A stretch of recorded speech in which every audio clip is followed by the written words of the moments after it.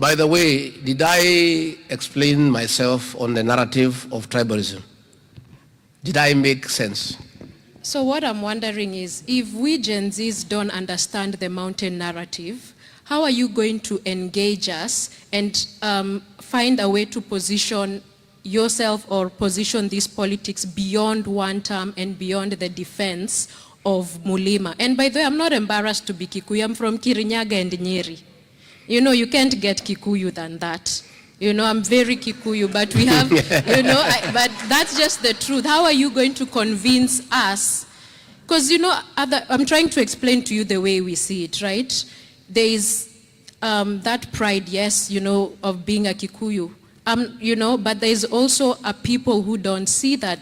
And we as Gen Zs are saying we are tribeless and we are fearless. And the politics being done now is the way it was done 20 years ago, 10 years ago, you know, and that is what is really scaring us, because if we divide ourselves, if you say you're coming to the defense of Mlima, then there's someone in, I don't know, Rift Valley or Western, who will also say they are going to that defense. And then there will be another group, I don't know, in, where?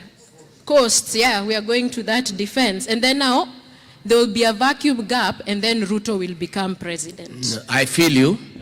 And the Gen Zs will help us deal with that nonsense, because they are tribeless, and they are fearless, and they won't change, and nobody can intimidate them or coerce them.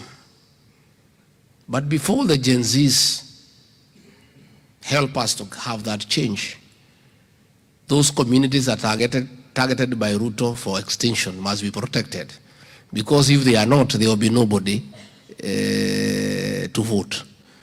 So I hear you, and I understand the way you think, but I also want to tell you at back home, the Gen Zs your age understand what's going on, because they are just there and they are feeling it. They can see that persecution, they can see the discrimination, they can hear the talk, and they can see the way they are being targeted. Because when you go to Kahawa court of terrorism, and out of 100 people charged, 96 are from one area. In the cells, they talk among themselves and wonder what is happening. Yeah. So that is a situation that is there. And it behoves upon leaders, if a people are under siege, those people must be cushioned from destruction and from fear. Because if they become fearful, then the oppressor has succeeded. You see, people want to intimidate people into fear. The Gen Zs cannot be intimidated, but the rest of the population, they buy fear quite quickly. So we must keep on reassuring them, no. Nobody will target you, nobody will wipe you out, nobody will destroy your businesses, so that they feel comfortable and they are able to soldier on. You must keep on giving people assurances, especially where fear is being sold. Most of members of parliament are one term, but they cannot dare say because of fear. They cannot even go to a meeting where one term is being discussed because of fear. So you just find a few of them who are courageous. And that's where the Gen Zs now have become a movement, because they are fearless and they simply don't care. And it has even reached a place where I had to ask the Gen Zs, please, you have made your point. This guy has said you should be shot, and he's doing it. I'm requesting you, much as you are fearless, I need you to help me get the change. And for you to be useful, and for you to enjoy the change you desire, you need to be alive. And this guy is already killing you. So much as you are fearless, you cannot walk into death when you can see this is death, isn't it? So we have to blend that courage, that fearlessness, also with reality. And as a parent, as an elder, I also have a responsibility also to guide my children.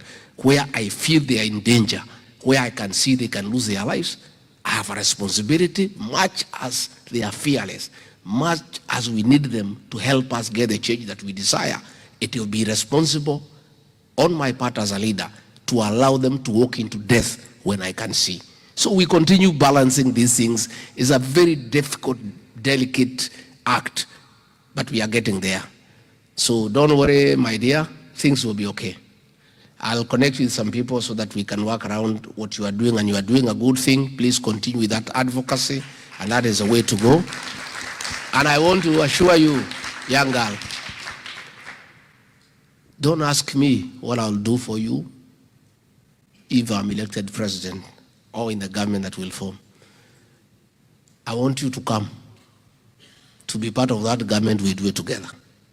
I want the Gen Zs to sit on the decision-making table so that they are part of the solution of Kenya's problem.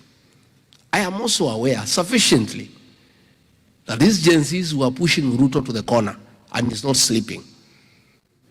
Once we are elected, if we don't measure up to their expectation, they will drive us out of town.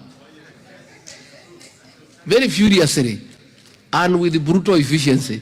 So the only way for us to be safe is to bring the Gen Zs on board so that if there is a backlash, we suffer together.